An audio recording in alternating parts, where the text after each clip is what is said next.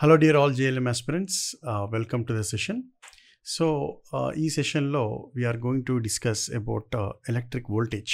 Okay, so first heading పెడదాం, electric voltage. ఓకేనా?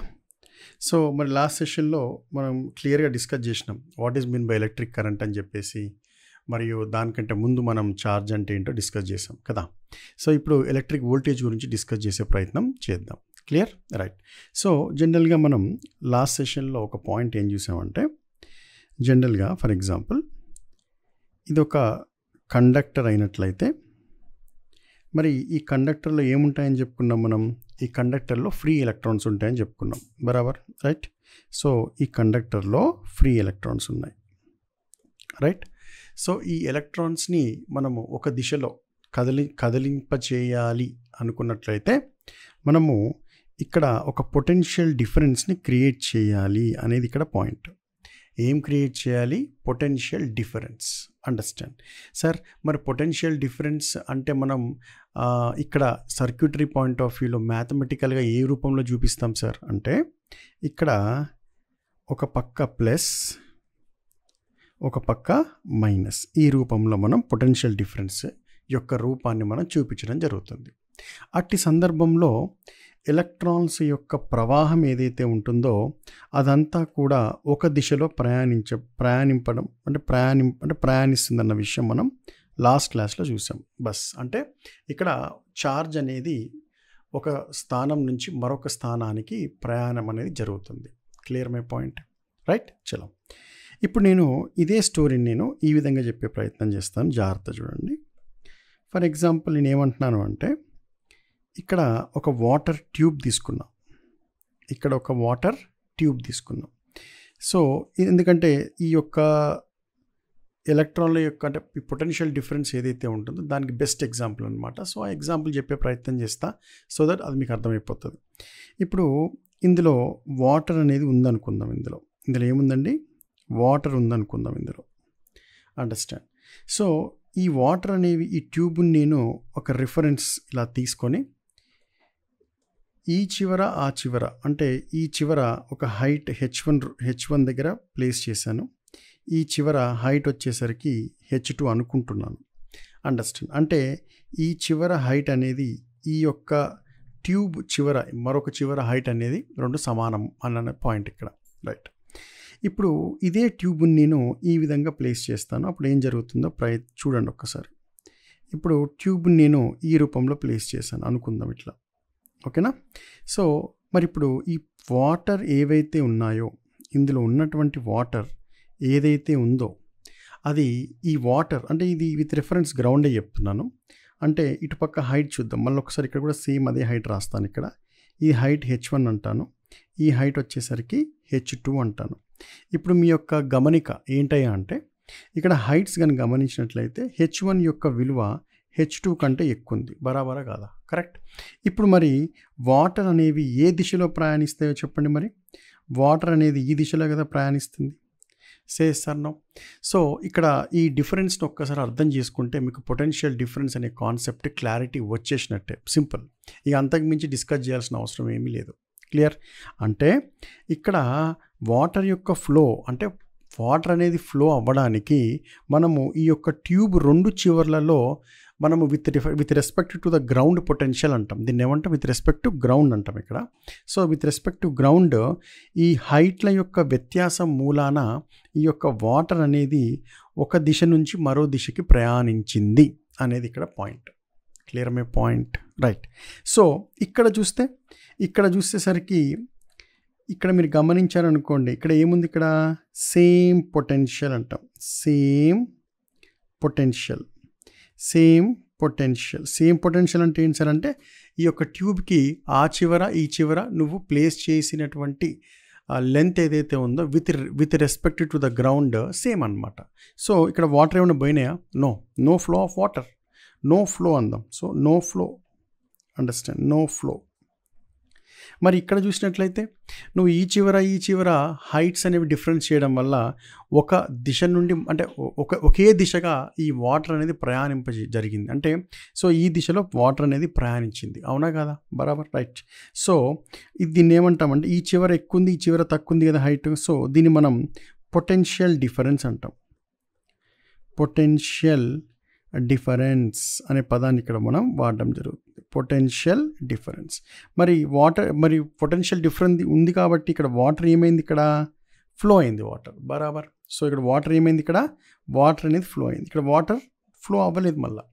Understand? అంటే ఇది మన రోజువారీ చూసేటటువంటి, అంటే సార్ ఈ వాటర్ ఫ్లో అనేది చూడడానికి మనం ఏం పెద్ద జ్ఞానం అవసరం లేదు మనకి జనరల్గా. సో సింపుల్గా మామూలుగా ఒక 2వ తరగతి విద్యార్థిని అడిగినా చెప్తాడు, బరాబర్. సో ఇక్కడ ఎట్లయితే మనం ఒక 2 చివర్లలో మనం యొక్క హైట్ డిఫరెన్స్ తెప్పించేసి ఇక్కడ మనం వాటర్ని ఫ్లో ఒక దిశలో ప్రయాణింపజేస్తున్నాం. ఒకవేళ ఈ హైట్ ఎక్కువ ఉండి ఈ హైట్ తక్కువ ఉందనుకో వాటర్ ఇట్లా ఫ్లో అవుతుంది, బరాబర్, అవునా కదా? అంటే ఈ యొక్క వాటర్ యొక్క ఫ్లో యొక్క డైరెక్షన్ని నీకు నచ్చినట్టు నువ్వు డిసైడ్ చేస్తావు, అవునా కదా? ఎట్లా డిసైడ్ చేస్తున్నావు?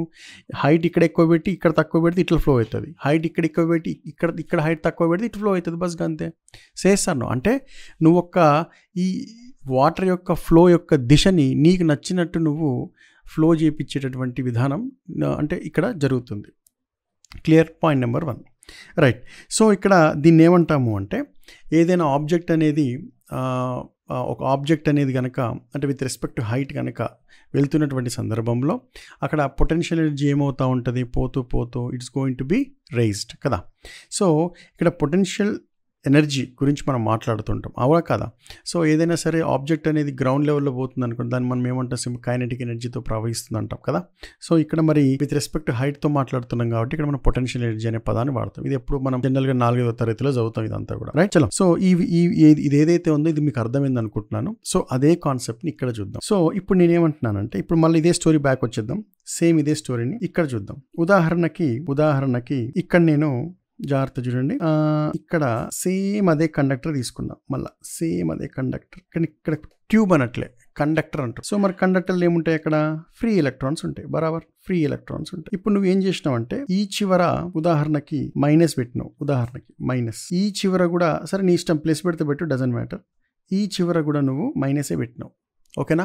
అంటే ఈ చివర మైనస్ పెట్టినాం, మరి ఈ చివర మైనస్ పెట్టినాం. మరి ఎలక్ట్రాన్లు ఏమవుతాయి, మైనస్ అంటే అర్థం ఏంటి, ఎలక్ట్రాన్స్ అనేవి రిపెల్ అవుతాయి కదా. ఎందుకు? ఎలక్ట్రాన్కి మనం జనరల్గా ఏ ఛార్జ్ ఉంటుందని చెప్పుకున్నాం, నెగిటివ్ ఛార్జ్ కదా. మళ్ళీ అప్పుడు ఈ ఎలక్ట్రాన్ అనేది ఈ నెగిటివ్తో రిపెల్ అవుతుంది, ఈ ఎలక్ట్రాన్ అనేది ఇది రిపెల్ అవుతుంది. అంటే అర్థం ఏంటి, ఈ ఎలక్ట్రాన్లు అనేవి అయితే ఇటు పోలేవు, అయితే ఇటు పోలేవు, అవునా కదా? సో ఎందుకు పోలేవు సార్ అంటే నువ్వు సృష్టించినటువంటి పొలారిటీ ఏదైతే ఉందో అటుపక్క ఇటుపక్క సేమ్ ఉన్నది కదా. అంటే దీన్ని ఏమంటాం మనం, సేమ్ పొటెన్షియల్ అంటాం.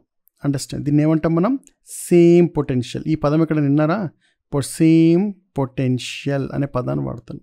దాన్ని సింపుల్గా టెక్నికల్గా మనం నో పొటెన్షియల్ డిఫరెన్స్ అంటాం. నో పొటెన్షియల్ డిఫరెన్స్ అనే పదాన్ని ఇక్కడ మనం వాడతాం. No potential difference. అండర్స్టాండ్? మరి నో పొటెన్షియల్ డిఫరెన్స్ ఉన్నప్పుడు పాపం ఈ ఛార్జ్ అనేది మరి ఎటు ప్రవహించాలో తెలియక అక్కడే ఉంటుంది. అండర్స్టాండ్? సో అటు పోదు ఇటు పోదు.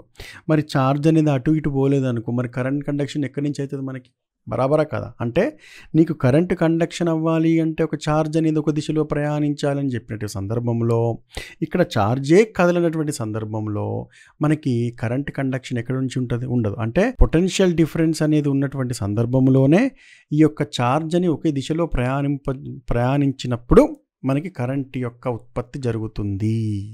సో ఒకవేళ సేమ్ పొటెన్షియల్ అన్న నో పొటెన్షియల్ డిఫరెన్స్ అన్న పదం వాడినప్పుడు ఈ ఎలక్ట్రాన్ కానీ అంటే ఛార్జ్ ఎటు పోలేక అక్కడే ఉంటుంది. కాబట్టి current conduction is equal to 0. Done? చలో. సో సింపుల్ పాయింట్, ఈ పాయింట్ అర్థమైపోయింది. సో ఈ యొక్క ఎక్స్ప్లెనేషన్ ఏదైతే ఈ రెండు ఫిగర్స్ ఏవైతే ఉన్నాయో ఈ రెండు ఫిగర్స్ సమానం. అంటే ఈ ఫిగర్ అనేది ఈ ఫిగర్తో పోల్చుదాం, ఈ ఫిగర్ అనేది ఈ ఫిగర్స్తో పోల్దాం, బస్ గంతే. Done everybody? క్లియర్? చలో, let us get in to the technical part. మనం ఇప్పుడు టెక్నికల్ పార్ట్కి వెళ్దాం. Let us go with the technical part. So technical పార్ట్లో ఎలా ఉంటుందో చూసే ప్రయత్నం చేద్దాం. ఇప్పుడు ఈ టెక్నికల్ పార్ట్కి వచ్చేసరికి కొన్ని పాయింట్స్ నేను I should express some technicality కదా. సో ఇది జనరల్గా ఎగ్జాంపుల్ ఏంటి మీకు అర్థం కావాలని చెప్పిన. ఇప్పుడు నేను టెక్నికల్ పాయింట్కి మనం రాసినట్లయితే ఇక్కడ రాస్తున్నాను చూడండి. To move an electron in a conductor to move an electron in a conductor in one direction,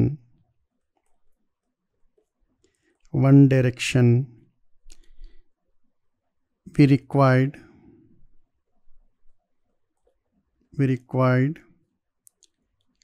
energy transfer.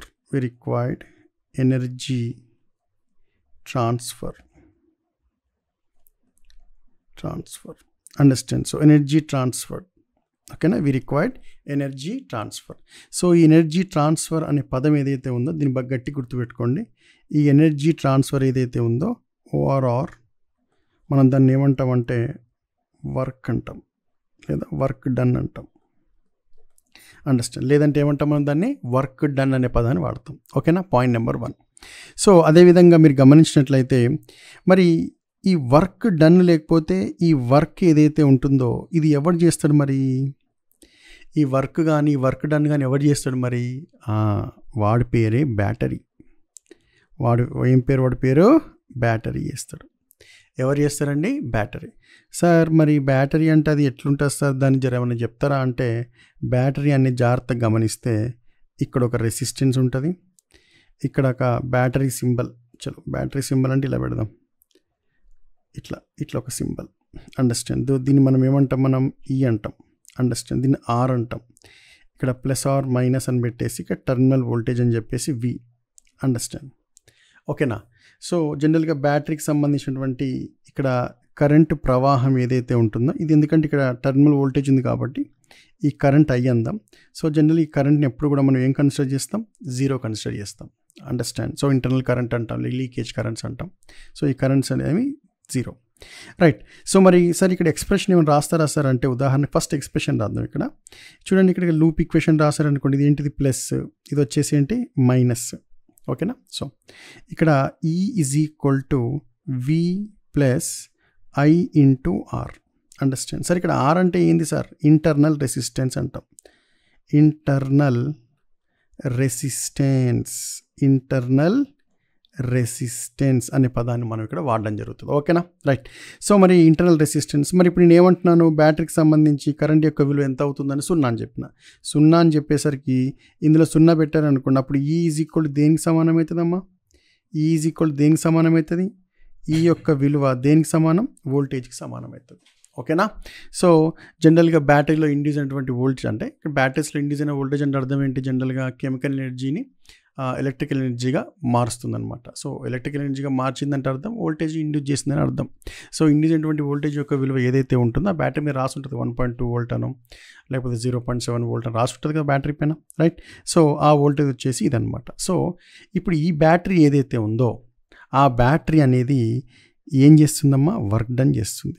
ఎలా వర్క్ డన్ చేస్తుంది అయ్యా అంటే, ఇది పొటెన్షియల్ డిఫరెన్స్ని క్రియేట్ చేస్తుంది అనమాట. ఏం చేస్తుంది? పొటెన్షియల్ డిఫరెన్స్ని క్రియేట్ చేస్తుంది. Okay, right. చలో. సో మరి ఇప్పుడు దీని గురించి ఒక పాయింట్ రాసాం, ఇంకొక పాయింట్ చెప్పే ప్రయత్నం చేస్తాం. జాగ్రత్తగా చూడండి ఇక్కడ. That is next.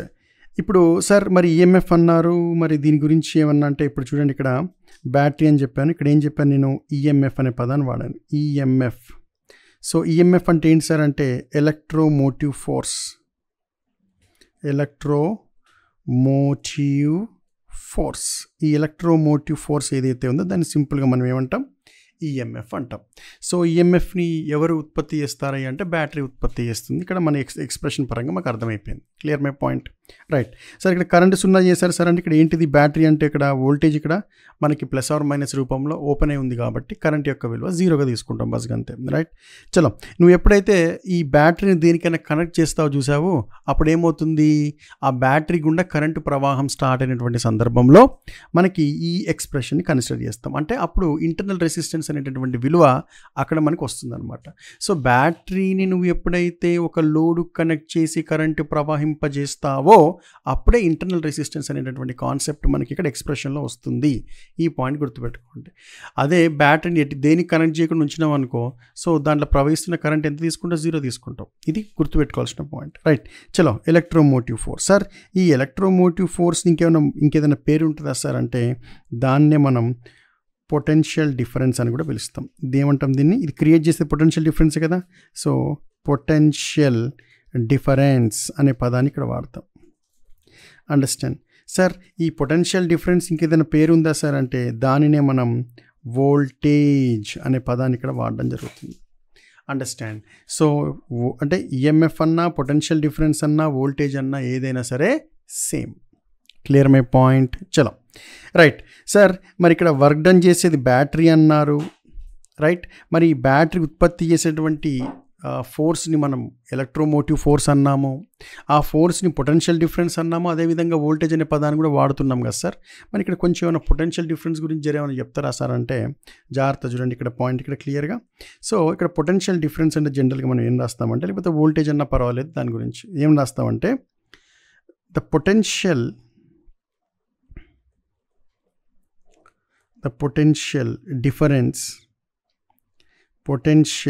difference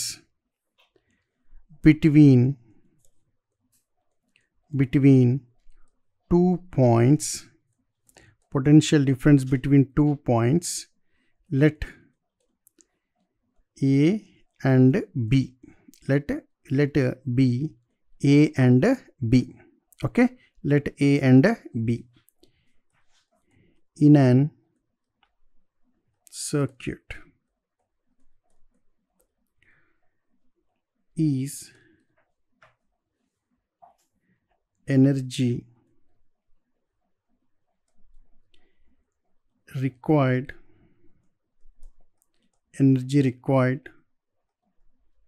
to move the unit charge from A to B. Understand? So potential difference. So ikkada potential difference between 2 points, let be A and B anukunnatlaithe in a circuit is energy required. Ikkada em required andi? Energy required. Manaki em avasarata untundandi? Energy required. So ikkada energy required మరి ఎక్కడి నుంచి ఎక్కడికి అయ్యా అంటే from A to B. Understand? From A to B. Clear my point? Sir ఏంది sir ఇది A to B, B to A ఏంది కథ అని అనుకున్నారు అనుకోండి, ఇక్కడ జాగ్రత్త చూడండి. ఉదాహరణకి దీన్నంతా నేను ఎలక్ట్రిక్ ఫీల్డ్గా తీసుకుంటున్నాను. ఉదాహరణకి ఇది ఎలక్ట్రిక్ ఫీల్డ్ అనుకుందాం, ఇదంతా కూడా ఎలక్ట్రిక్ ఫీల్డ్ అనుకుందాం. ఎలక్ట్రిక్ ఫీల్డ్, ఈ ఎలక్ట్రిక్ ఫీల్డ్ వచ్చేసరికి ఈ అనుకుందాం.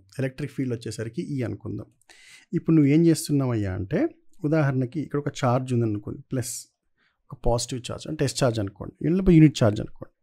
సో ఇది పాయింట్ ఏ, ఇక్కడ ఇది ఏం పాయింట్, ఇది పాయింట్ ఏ అనుకుందాం, ఇది పాయింట్ ఏ. సో ఈ పాయింట్ ఏ నుండి దీన్ని నువ్వు ఏ పాయింట్కి తీసుకుపోవాలంటే బీకి తీసుకుపోవాలి. అండర్స్టాండ్? సో పాయింట్ ఏ నుండి నువ్వు బీకి తీసుకుపోవడానికి నీకు ఏదైతే ఎనర్జీ రిక్వైర్డ్ ఉంటుందో, అండర్స్టాండ్, ఎనర్జీ రిక్వైర్డ్ ఉంటుందో దానిని మనం వోల్టేజ్ లేదా పొటెన్షియల్ డిఫరెన్స్ అని పిలవడం జరుగుతుంది. Simple point. సో ఇక్కడ మనం ఏం చేసినాం, మనం ఇక్కడ పాయింట్ ఏ నుండి పాయింట్ బికి ఈ ఛార్జ్ని మనం క్యారీ చేసినాం అనమాట. ఇట్లా క్యారీ చేసినాం. సో ఏం చేసినామండి ఇక్కడ, we have carried it. Okay, we have carried. Understand? So ఈ చిన్న చిన్న పాయింట్స్ని గుర్తుపెట్టుకునే ప్రయత్నం చేయండి. ఓకేనా? సో ఎలక్ట్రిక్ ఫీల్డ్లో ఒక పాయింట్ ఏ నుండి మరొక పాయింట్ బికి ఒక ఛార్జ్ని తీసుకుపోవటకు మనకి ఎంత ఎనర్జీ అయితే రిక్వైర్ అవుతుందో దానిని మనం వోల్టేజ్ లేదా పొటెన్షియల్ డిఫరెన్స్ అనే పదాన్ని ఇక్కడ మనం వాడడం జరుగుతుంది. Clear my point? రైట్. చలో, రిప్రజెంటేషన్. సో రిప్రజెంటేషన్కి వచ్చేసరికి మనం జనరల్గా ఎలా రిప్రజెంట్ చేస్తాము అంటే ప్లస్ మైనస్ అని రిప్రజెంట్ చేస్తాం. ఓకేనా? లేదు అంటే ఇది సంథింగ్ వోల్ట్స్, లేదు అంటే ఓఆర్ఆర్ ఇలా రిప్రజెంట్ చేస్తాం. Okay, volts. ఈ విధంగా రిప్రజెంటేషన్ మనం చేస్తాం. ఓకేనా? సో సింపుల్గా ఏం చెప్తున్నాను, మళ్ళీ ఒకసారి ఏం చెప్తున్నాను చెప్పండి. ఇక్కడ ఎప్పుడైతే ఒక ఛార్జ్ని ఒక పాయింట్ ఏ నుండి పాయింట్ బికి తీసుకుపోవటకు మనకు కావాల్సినటువంటి ఎనర్జీ యొక్క రిక్వైర్మెంట్ని మనం వోల్టేజ్ అంటాం, లేదా అది చేయు పని ఏదైతే ఉంటుందో దాన్ని వర్క్ డన్ అని కూడా మనం చెప్తాం. అంటే వర్క్ డన్ ఏంది వర్క్ డన్? ఒక ఛార్జ్ని ఏ పాయింట్ నుంచి బి పాయింట్కి తీసుకెళ్ళేటటువంటి క్రమంలో. Understand, right. సో మీరు ఇక్కడ గమనించినట్లయితే ఇక్కడ ఇంకొక పాయింట్ చెప్పే ప్రయత్నం చేస్తాను చూడండి ఇక్కడ. So let us see for example దీన్ని నేను ఈ విధంగా ఈ డెఫినేషన్ పాయింట్ ఆఫ్ వ్యూలో చెప్పే ప్రయత్నం చేస్తాను చూడండి. Okay, so that is work done ఏదైతే ఉందో work done per unit charge. Understand, work done per unit charge, right. So work done per unit charge in moving a charge. ఎక్కడి నుంచి ఎక్కడికి? From A to B. Understand? Under electric field. Okay, under electric field. ఓకేనా? So ఇదొక రూపమైనటువంటి definition. So దీనికి మనం ఏ విధంగా అయితే మనం డెఫినేషన్ ఇస్తామంటే that is nothing but voltage V is equal to, ఇక్కడ ఎనర్జీ అనే పదం ఏదైతే ఉందో దాన్ని W అని చూపిస్తాం, that is equal to Q. Understand? So that is equals to మనం ఎక్కడి నుంచి ఎక్కడికైనా డిఫరెన్స్ VB మైనస్ VA, ఇలా ఈ విధంగా మనం పాయింట్స్ని రాసుకోవచ్చు అనమాట, రైట్. సో వోల్టేజ్ ఈ పాయింట్స్ని గుర్తుపెట్టుకోండి, potential difference. Understand, remember this points. Okay,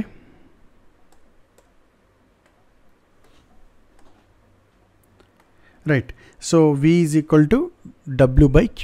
W అంటే ఏంటి? ఎనర్జీ. అండర్స్టాండ్. సో Q అంటే ఏంటి? ఇక్కడ ఛార్జ్. అండర్స్టాండ్. సో ఈ ఛార్జ్ని ఏ పాయింట్ నుండి బి పాయింట్కి తీసుకుపోయేటటువంటి వర్క్ డన్ ఏదైతే ఉంటుందో దానిని మనం వోల్టేజ్ అనే పేరుతో పిలుస్తాము. అండర్స్టాండ్. వర్క్ డన్ అంటే ఏంటి? జౌల్స్ కదా. మళ్ళా ఛార్జ్ అంటే ఏంటి? కూలమ్స్. ఛార్జ్ అంటే ఏంటి? కూలమ్స్. దీనిని మనం సింపుల్గా ఏమంటాము అంటే వోల్ట్స్ అనే పదాన్ని వాడతాము, దాన్ని వీతో సూచిస్తాం. Understand, these are the units. Understand, units. Okay, so voltage యొక్క యూనిట్ వచ్చేసి మనకి వోల్ట్స్ అంటాం, లేకపోతే joules per coulombs. Okay, right. So that is volts. Understand. So యూనిట్ని డిఫైన్ చేసేటప్పుడు కూడా సింపుల్గా 1 వోల్ట్ అనేటటువంటి విలువ is equal to 1 joule by 1 coulomb of charge. 1 joule of energy upon 1 coulomb of charge. Understand, that is understand. ఈ విధంగా మనం యూనిట్ని define చేయొచ్చు. బరాబర్, రైట్. సో ఇది clarity, that's it.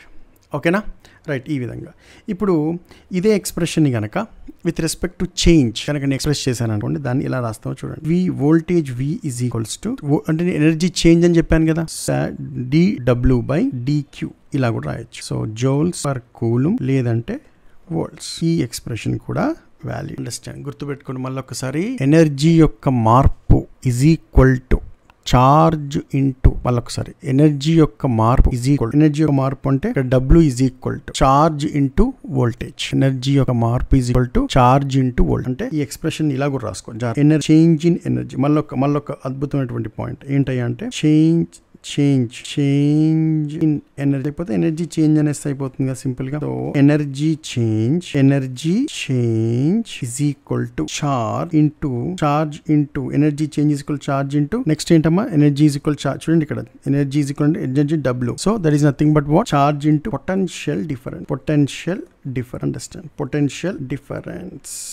Done, right? So I think you have understood this point. Energy is equal to charge into potential. Okay, so ఈ విధంగా కూడా మనం దీని ఇలా డిఫైన్ చేయొచ్చు అనమాట.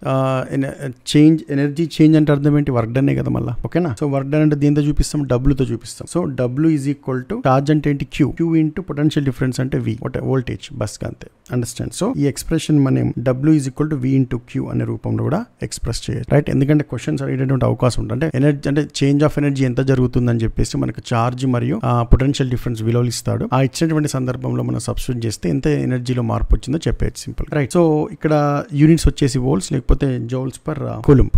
అండర్స్టాండ్, దిమాగ్లో పెట్టుకోండి, రైట్. సో రిప్రజెంటేషన్ చూసినాం, మళ్ళీ ఇటువి చూసినాం, రైట్. ఒక్కసారి వెనక్కి వెళ్ళి so let us go back. So మరి ఎలక్ట్రిక్ వోల్టేజ్ గురించి మనం డిస్కస్ చేసేటువంటి సందర్భంలో మనం ఇక్కడ ఈ యొక్క ఎనాలజీ ఏదైతే ఉందో దాని గురించి డిస్కస్ చేసినాం. అదేవిధంగా ఈ యొక్క వోల్టేజ్ సంబంధించినటువంటి డెఫినేషన్ ప్యాటర్న్ ఎలా ఉంటుందో దాన్ని ఇక్కడ ఎక్స్ప్రెస్ చేసే ప్రయత్నం చేసిన.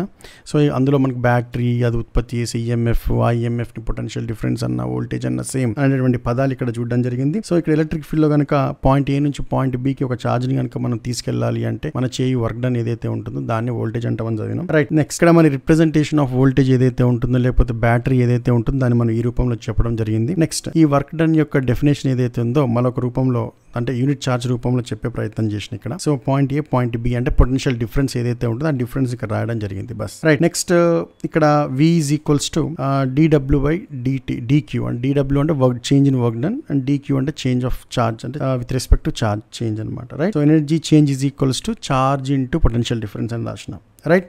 సో ఇప్పుడు ఇక్కడ మీరు గమనించినట్లయితే ఉదాహరణకి ఇలా ఇచ్చాడు. For example let us go with one more point. ఉదాహరణకి ఇలా ఇచ్చాడు, జాగ్రత్త చూడండి. ఉదాహరణకి ఈ విధంగా ఇచ్చాడు. For example let us see ఇలా ఇచ్చాడు. ఇది వచ్చేసి ప్లస్, ఇది వచ్చేసి మైనస్, ఇది ఒక 10 volts అనుకుందాం, ఓకేనా. ఇది వచ్చేసి పాయింట్ ఏ, ఇది వచ్చేసి పాయింట్ పి, ఓకేనా.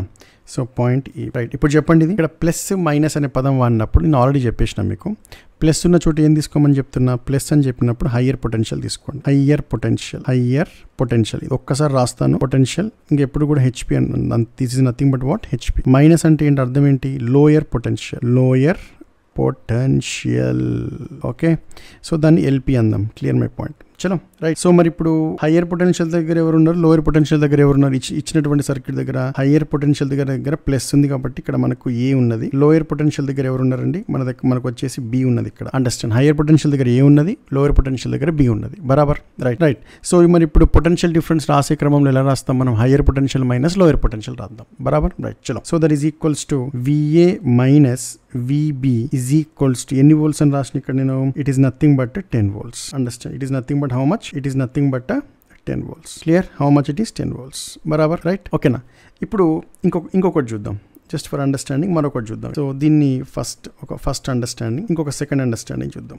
ఉదాహరణకి సేమ్ అదే ఫిగర్ ఇచ్చిన కానీ పొలారిటీని మార్చిన బస్గా. సో దీన్ని ఏమంటున్నానంటే -10 volts అని రాసిన. అండర్స్టాండ్, ఇది వచ్చేసి పాయింట్ ఏ, ఇది వచ్చేసి పాయింట్ బి. అండర్స్టాండ్. ఇప్పుడు హయ్యర్ పొటెన్షియల్ దగ్గర ఎవరున్నారండి, హయ్యర్ పొటెన్షియల్ దగ్గరికి వచ్చేసరికి ఎవరు ఉంటారు, హయ్యర్ పొటెన్షియల్ ప్లస్ ఉండాలి కదా, ప్లస్ అంటే బి ఉన్నది హయ్యర్ పొటెన్షియల్ దగ్గర, బరాబర్. మరి ఇప్పుడు లోయర్ పొటెన్షియల్ దగ్గర ఎవరు ఉన్నాడండి, that is nothing but minus దగ్గర ఎవరున్నారు, ఇక్కడ ఏ ఉన్నది, బరాబర్, ఏ. అండర్స్టాండ్. సో ఇప్పుడు hire potential minus lower potential, బరాబర్. మరి hire potential minus lower potential అంటే VB మైనస్ VAనా, VA మైనస్ VBనా, మళ్ళా that is nothing but VB minus VA. Understand, VB minus VA is equal to ఎంత, -10 volts. బస్ ఈ విధంగా మనం expression రాయొచ్చు, గుర్తుపెట్టుకోవాలి ఇలాంటివన్నీ, ఓకేనా, రైట్. సో మరి ఇప్పుడు VB minus VA is equal to -10 volts, ఇక్కడ ఇచ్చిన -10 volts, క్లియర్, రైట్. ఇప్పుడు ఇంకొక ఎక్స్ప్రెషన్ చూద్దాం, let us see one more expression. So ఇది మూడోది చూద్దాం. First let us see one more expression. అదేంటయ్యా అంటే let us see one more expression. అదేంటయ్యా అంటే ఒకసారి చూడండి జాగ్రత్తగా. ఇక్కడ నేను ప్లస్ తీసుకున్నాను, ఇక్కడ మైనస్ తీసుకున్నాను, ఓకే, రైట్. సో ఇక్కడ నేను పొటెన్షియల్ బి పెట్టాను, ఇక్కడ పొటెన్షియల్ ఏ పెట్టాను, ఓకే. సో ఇక్కడ నేను ఏం తీసుకుందాం, ఇక్కడ ఒక -5 volts తీసుకుందాం ఉదాహరణకి. అండర్స్టాండ్. So -5 volts. ఇప్పుడు మీరు దీన్ని ఎలా రాస్తారు చెప్పండి, ఇప్పుడు ఇది ఎలా రాస్తారు చెప్పండి. ఇప్పుడు ఇది that is nothing but hire potential. First hire potential అంటే ఎవడు ప్లస్ ఉండాలి కదా, మళ్ళీ హైయర్ పొటెన్షియల్ అంటే ప్లస్ దగ్గర ఎవరున్నారు చూసుకో, మళ్ళీ బి ఉన్నది. సో లోయర్ పొటెన్షియల్ అంటే బి అంటే ఎవరున్నారు అక్కడ, ఏ ఉన్నది, బరాబర్, రైట్. సో ఇక్కడ ఏం రాస్తాం మనం, VB minus VA is equals to -2 volts అని రాస్తాం, బరాబర్. ఇప్పుడు క్వశ్చన్ ఏమడుగుతాడయ్యా అంటే ఈ రెండు పొటెన్షియల్లో ఏ పొటెన్షియల్ ఎక్కువ ఉందా, బి పొటెన్షియల్ ఎక్కువ ఉందా అని చెప్పి క్వశ్చన్ అడుగుతాడు. ఆ క్వశ్చన్కి ఆన్సర్ చేయాలి దీన్ని. అంటే ఇప్పుడు చూడండి, ఇక్కడ VB మైనస్ VA అని రాసినావు కదా మళ్ళీ. సో ఇప్పుడు VB ఈజ్ ఈక్వల్ టు ఏమని రాస్తావు నువ్వు, VB ఈజ్ ఈక్వల్స్ టు ఏం రాస్తావు, లేకపోతే VA ఈజ్ ఈక్వల్ రాద్దాం. ఇక్కడ చూడు జాగ్రత్తగా, విఏ ఈజ్ ఈక్వల్ టు అని రాసినప్పుడు VA is equal to VA ఇటు పోతే ప్లస్ అవుతుంది, ఇది లోపలికి వస్తే మైనస్ అవుతుంది కదా, ప్లస్ అవుతుంది కదా, విబి ప్లస్ 2 అని రాసుకోవచ్చు కదా, అవునా కదా. అంటే ఇక్కడ నీకు ఏమర్థమవుతుంది, ఇక్కడ విబి యొక్క విలువ ఏదైనప్పటికీ కూడా ఆటోమేటిక్గా ఈ విలువ అనేది ఎక్కువైపోతుంది కదా. ఇప్పుడు నువ్వు ఉదాహరణకు విబి ఈజ్ ఈక్వల్ టు 5 అన్నావు అనుకో, 5 + 2 ఎంత, 5 + 2 అండర్స్టాండ్. సో ఇక్కడ మనం తీసుకుంది ఎంత అండి, ఇక్కడ మనం తీసుకున్నది -5 వోల్ట్స్ కదా, మైనస్ ఇక్కడికి వచ్చేసరికి ఏమవుతుంది, ఇది 5 + 2 వోల్ట్స్ అవుతుంది కదా. సో ఇక్కడ నీకు అర్థం ఏమైపోయింది, VI is equal to VB + 5. ఉదాహరణ ఇక్కడ విబి ఈజ్ ఈక్వల్ టు నువ్వు ఒక 5 అనుకున్నావు అనుకో, 5 + 5 ఎంత, 10 అవుతుంది. అంటే విఏ యొక్క విలువ ఎంత, 10 అవుతుంది. అంటే ఇక్కడ VA is greater than VB, VA is greater than VB, understand, VA is greater than VB, right. So ఇక్కడ మనకి మైనస్ మూలాన మనకు పొటెన్షియల్లో మనకు ఏమొచ్చిందో అబ్జర్వ్ చేస్తే సరిపోతుంది, బస్ that's it. Okay right. So this is the answer, remember this point. ఎవరు ఎక్కువ ఉన్నారు, V A potential is greater than V B. Clear my point. ఏమైనటువంటి క్వశ్చన్స్ అడిగేటటువంటి అవకాశం ఉంటుంది, ఓకేనా, రైట్. చలో, this is about voltage, okay right. So let us conclude the points. So మరి ఎలక్ట్రిక్ వోల్టేజ్ గురించి ఇక్కడ కొన్ని పాయింట్స్ చెప్పడం జరిగింది. అదేవిధంగా వోల్టేజ్ సంబంధించినటువంటి ఎక్స్ప్రెషన్స్, వోల్టేజ్ సంబంధించినటువంటి పొలారిటీ డిఫరెన్సెస్ ఎలా ఉంటాయి, ఆ పొటెన్షియల్ డిఫరెన్స్ ఎక్స్ప్రెషన్ రాసేటటువంటి సందర్భంలో ఎగ్జామ్లో ఏ విధంగా అడుగుతాడన్న విషయం ఇక్కడ మనం కొన్ని ఎగ్జాంపుల్స్ చూసాం. అయితే ఇక్కడ కొంతమంది విద్యార్థులు ఎక్కడ బాగా కన్ఫ్యూజ్ అవుతుంటారంటే, సార్ పొటెన్షియల్ డిఫరెన్స్ అంటున్నారు, మళ్ళీ వోల్టేజ్ అంటున్నారు, ఒక సర్క్యూట్ రూపంలో మనం ఈ పొటెన్షియల్ డిఫరెన్స్ అనే పదాన్ని, వోల్టేజ్ అనే పదాన్ని ఎలా ఏ విధంగా వాడుకలో ఉంటుందన్న విషయం డౌట్ ఉంటుంది ఎక్కువ. సో అట్లాంటి వాళ్ళకి బేసిక్ అనమాట, ఇది కూడా చిన్న బేసికే, జస్ట్ ఫర్ అండర్స్టాండింగ్. ఈ ఉదాహరణ జాగ్రత్తగా గమనించండి. ఇగో ఇలా ఉంది రోడ్డు, ఓకే, ఇలా ఉంది, ఇదొక పాయింట్, ఇదొక. ఇప్పుడు నేను ఏమంటున్నానంటే just understanding purpose, just understand చేసుకోండి. ఉదాహరణకి ఇది ఒక రోడ్ అనుకుందాం, ఇది ఒక రోడ్. సో ఈ రోడ్ మీద ఒక కార్ ప్రయాణిస్తుంది అనుకుందాం, జస్ట్ ఫర్ అండర్స్టాండింగ్, ఒక కార్ ప్రయాణిస్తుంది అనుకున్నా. సో ఇక్కడ ఫుల్ గా అంటే ఈ కార్ అనేది ఇక్కడ నుంచి స్టార్ట్ అయింది అనుకుందాం. సో మరి ఇక్కడ వరకు ప్రయాణించాలి కార్ అనేది, ఓకేనా. సో మరి కార్ ఏదైతే ఉందో ఇక్కడ పెట్రోల్ బంక్ ఉంది అనుకుందాం, ఉదాహరణకి ఇక్కడ పెట్రోల్ బంక్ ఉంది అనుకోని, ఇక్కడ పెట్రోల్ బంక్. సో ఈ కార్ అనేది ఫుల్ గా పెట్రోల్ కొట్టించేసుకొని, సో ఈ కార్ అనేది ఈ చివరి నుంచి మొదలుకొని ఈ చివరి వరకు ప్రయాణించింది అందాం, ఓకేనా. సో మరి ఇప్పుడు ఈ కార్ ప్రయాణించినప్పుడు ఇక్కడ మీరు గమనించాల్సిన విషయం ఏంటయ్యా అంటే, ఈ కార్ ని నేను ఒక చార్జ్ గా భావిస్తాను. ఇందులో ఉన్నటువంటి పెట్రోల్ ఏదైతే ఉందో ఆ పెట్రోల్ నేను ఏమంటాను అంటే వోల్టేజ్ అంటాను, సింపుల్ పాయింట్, ఓకేనా. లేదా పొటెన్షియల్ డిఫరెన్స్ అన్నా పర్వాలేదు, రైట్, క్లియర్. ఇప్పుడు ఈ స్థితిలో నువ్వు సింపుల్గా వోల్టేజ్ ఇచ్చేసినావు, చార్జ్ అనేది కార్ అనేది ఆరామ్సే ఈ చివరి నుంచి ఈ చివరికి ప్రయాణించింది, అక్కడ ప్రాబ్లం ఏం లేదు. ఈ చివర వోల్టేజ్ అంటే పెట్రోల్ యొక్క ఖర్చు అనేది సమానంగా ఉంది, ఏ ప్రాబ్లం లేదు. ఇప్పుడు నేను రెండో విధానం చెప్పే ప్రయత్నం చేస్తున్నా, చూడు ఇక్కడ ఈ కార్ అనేది ఇట్లా, రోడ్ అనేది ఇట్లుంది, ఇట్లా ఊహిస్తున్నాం, జస్ట్ అండర్స్టాండ్. రోడ్ అనేది ఇట్లుంది అనుకుందాం,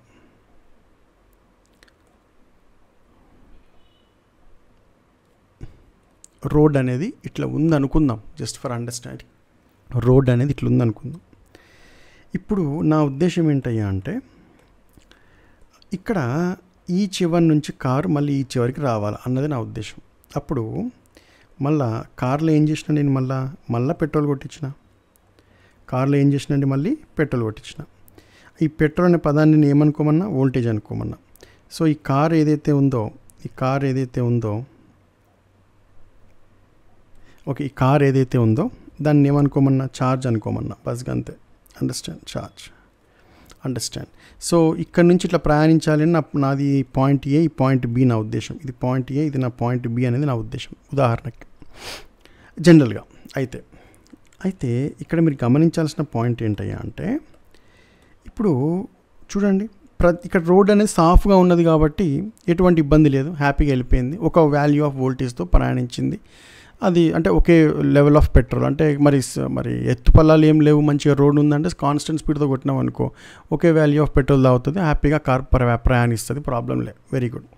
మరి ఇక్కడ కారు పరిస్థితి ఏంటి, ఇక్కడికి వచ్చేసరికి కారు పరిస్థితి ఏంటయ్యా అంటే, ఇక్కడ పైకెక్కాలా, జర్రంతా మళ్ళీ పైకెక్కాలా, ఇక్కడ విపరీతమైనటువంటి ఎత్తున్నది, ఆ తర్వాత ఆరామ్సే మళ్ళీ కిందికి రావాలి.